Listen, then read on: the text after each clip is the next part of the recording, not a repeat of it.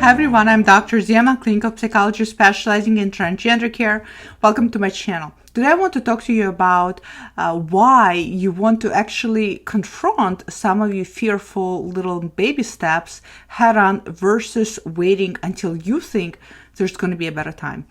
This video is a little bit ominous. Let me explain what I mean by that. So this video is going to be perfect for all of you out there, regardless of your gender expression and your gender identity. So it's for all gender expressions, gender identities across the board.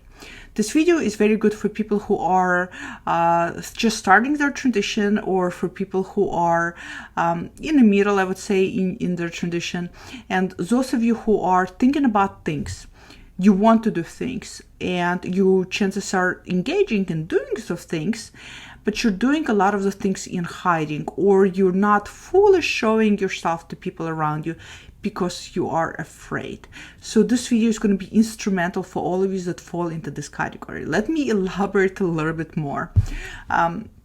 This idea for this video arose out of me actually talking to an individual client and them expressing this fear to me. And I realized that a lot of people that I see, a lot of individual clients, as well as people online, tend to struggle with this fear.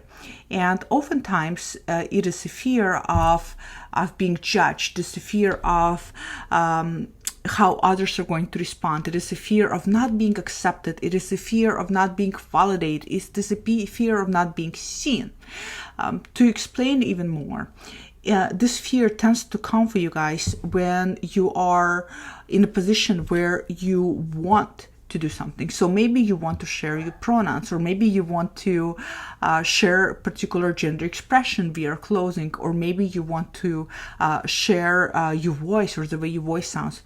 So you want to share something about your true authentic gender to people around you. Usually this fear tends to be really big around people who are your family, people who are your partners, people who are in a relationship with you, your really, really close best friends. This fear is going to be much more in a bigger magnitude around those people, because it tends to be that people that we know and people that are our family and people who are in a very, very proximity to us, we have some invested time in each other's lives. And as a result, the fear is going to be that much more bigger because there's that much at stake, right? Versus strangers we meet on the street, we don't have any investment in those strangers. So even though we may be afraid what the response might be, it is less painful to witness their response versus people who will have that invested time. And so this fear will manifest most likely with people who are really, really close to you.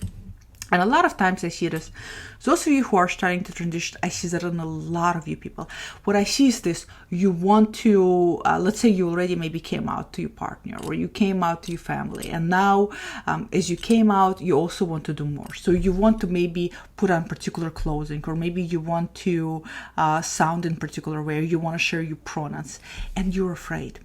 And a lot of you are afraid, and you're thinking to yourself, well, if I'm going to do this, I'm not ready yet. I'm not confident yet. My confidence is not there yet. And if I'm going to do this, then they're going to really bring me down. They're going to really say something negative. They're really going to look at me in a particular way where I know they're judging me.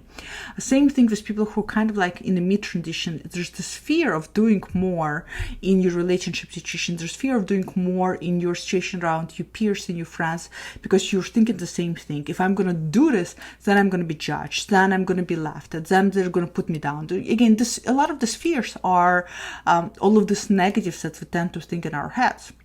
And so what a lot of you are doing, and I see you guys doing this, is that you will wait and you will tell yourself, I'm going to do this in a month, 2 months, or 3 months. And you tell yourself, I'm going to do it when I feel more confident. I'm going to do it when I've done it enough myself, where I feel so good about myself that it can destroy my confidence. And in a way, what you're saying to yourself is not wrong.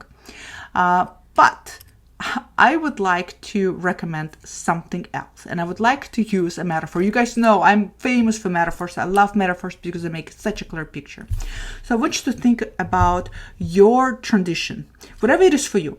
Maybe it is for you just trying on pronouns. Maybe it is for you trying on particular way you dress or express yourself. Maybe it is the way you're starting the role. Maybe it is the way you doing your makeup. Maybe it is the way you do your nails. Whatever it is, it could be something very, very micro small. It could be you're starting out hormones. It could be you're starting any kind of medical transition. So imagine you're starting it out, right? And these are your little steps. Imagine the transition related things are a whole bunch of Legos you have, and you are a kid on the floor playing with Legos. And as you play with Legos, you're starting to build your transition. Every step is your little building. So you build this little Lego statues, right? And you tell yourself, okay, I'm going to do it more. I'm going to feel more confident. So this Lego right here represents me trying on my pronoun. This Lego right here represents me contacting a therapist. This Lego represents me doing research about what it is like to transition or what it is entail. So you build this little Legos, and you are keeping these Legos close to yourself, and you don't want to share them with your loved ones because you're afraid that they're going to walk into the room, and the way they're going to react is analogous to them walking through your Legos and destroying what you built. And I get it, that hurts. And nobody wants to experience that or go through that. But what I'm saying is, let them do that. Share what you want to share from the start so that you can experience your Legos crumbling down, so that you can learn how to rebuild your Legos. And every time you rebuild them, you trust your capacity of rebuilding more and more. This is way better than what a lot of you are doing right now, is that you're sitting on the floor and you're building your Legos and you're not sharing that with anybody that is close to you. And I'm not talking about going out there and screaming to the whole world and, starting to express yourself at work and with everybody else around you. I'm talking about people who are in the immediate proximity to you, family members, loved ones, really dear friends, and partners. Kids, if you have them. So what you're doing is that you're building your Legos.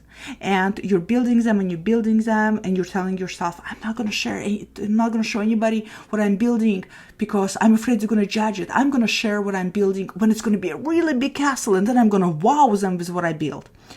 And that's not a bad thinking.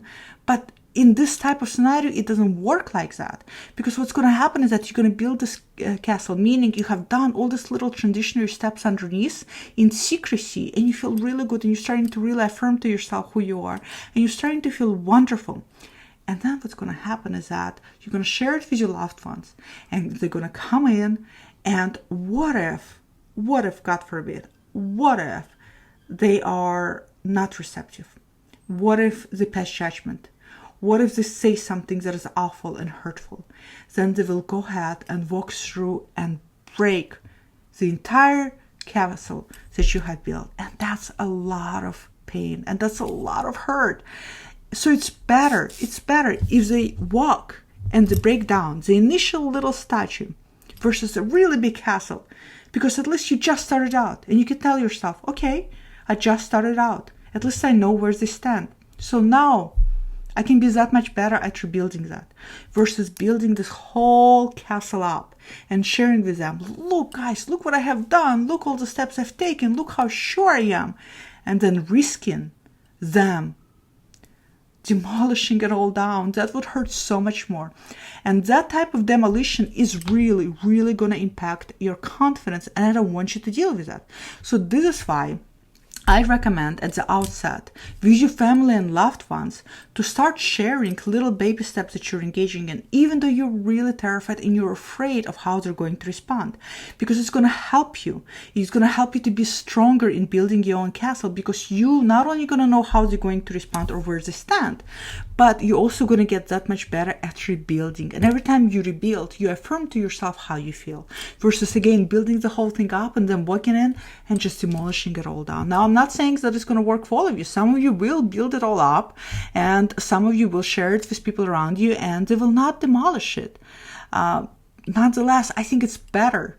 It's better, in my opinion, to start doing it at the outset with people who are really, really close to you. I know it's hard. I know it's scary. I know it's terrifying.